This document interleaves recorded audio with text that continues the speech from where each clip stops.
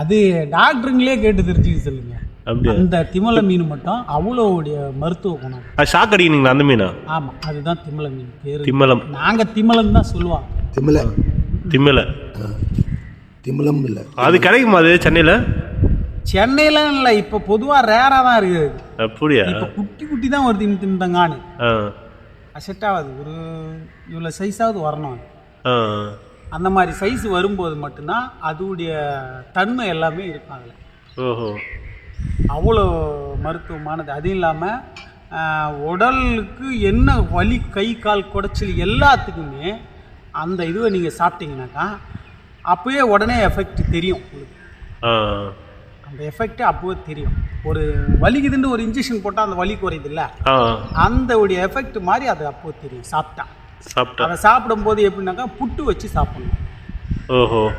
மற்ற மீன் மாதிரி துண்டு போட்டு குழம்புலலாம் இது பண்ணிலாம் சாப்பிடக்கூடாது. அதை ஒரு அவிச்சு மஞ்சத்தூள் போட்டு அதை அவிச்சு அதை அப்படியே அதில் இருக்கிற முள்ளுங்களை எடுத்துட்டு, முள்ளெலாம் நிறைய இருக்காது, வெறும் சதை தான்.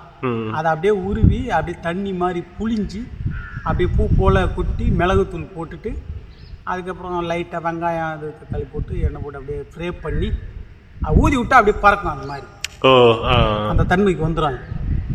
அதை நல்லா கொஞ்சம் ட்ரையாக இது பண்ணிட்டு நீங்கள் சாப்பாட்டுக்கு எதுக்கு வேணாலும் வச்சு சாப்பிட்லாம். இது பேக் பெயின், ரொம்ப பேக் பெயின், உடம்புக்குள்ள கை கால் குடைச்சது எல்லாத்துக்குமே அது. ஓஹோ. இது வந்து நாங்களே சாப்பிட்டு எங்களுக்கான பலனை இதுதான் நாங்கள் வந்து லைவ் அனுபவத்தை சொல்கிறீங்க. ஓகேண்ணா. இது ரேட்டில் எவ்வளோண்ணா வரும்? அது பெரும்பாலும் யாருக்குமே தெரியாது. அப்படியா? ஆமாம், அதான் எனக்கு தெரியல பொழுது. அதான் எனக்கு தெரியல. அது வந்து முக்கியமாக அது வந்து டாக்டருங்களுக்கு மட்டும்தான் அது வந்து இது இந்த மீன் இது இப்படி தான் சாப்பிட்ணும், இது எவ்வளோ வேணாலும் கொடுத்து வாங்கலான்ட்டு வருவாங்க. இந்த சின்ன சைஸு இது எல்லாமே நாங்கள் மேக்சிமம் கடல்லே போட்டே வந்துடுவாங்க. அப்படியா? அப்போ கொஞ்சம் லென்த்தாக இருந்தால் அதுக்கு பவர் அதிகமாக இருக்கும், இல்லை சின்னதாக இருந்தால் வேலைக்கு ஆகாது? வேலைக்கு ஆகும், இருந்தாலும் அதை எடுத்துகிட்டு வந்து க்ளீன் பண்ணுறதுக்கு இது பண்ணுறது கஷ்டமாக இருக்கும். ஒரு 10-20 பீஸ் கிடச்சிதுன்னா மட்டும்தான் அந்த தலை அந்த இடத்து வர்ற இடத்தெல்லாம் க்ளீன் பண்ணிட்ட பிறகு அதில் கிடைக்கிறது இவ்வளோ தான் கிடைக்கும். 10 பீஸ் இவ்வளோ சைஸில் வந்தால் நல்லா ஒரு 1 கிலோ 1.5 கிலோ சைஸில் வந்துச்சுன்னா அப்போ வந்து ஒரு 2 பீஸ், ஒரு பீஸ்லேயே வந்து ஒரு 2-3 பேருக்கு சாப்பிட்ற மாதிரி. அதுதான் இப்போ அது என்ன மாதிரி சீசனில் கிடைக்கணும்? அது இந்த கடலில் வந்து வண்டை தண்ணி சீசன் சொல்லுவாங்க. வண்டை தண்ணி சீசன்னா சத்தியமாக தெரியாது எங்களுக்கு. அது அதாவது வந்து இப்போ என்னன்னாக்கா மழை டைமில் வந்து நீங்கள் என்ன பண்ணுறீங்க, ஏதாவது ஒரு குடுவனில் போய் பதுங்குறீங்கல்ல. ஆமாம். இப்போ இந்த வெப்பமான டைமில் வந்து அதுக்கு எல்லாமே பூமிக்குள்ளே வந்து பதஞ்சு போய் தான் இருக்கும்.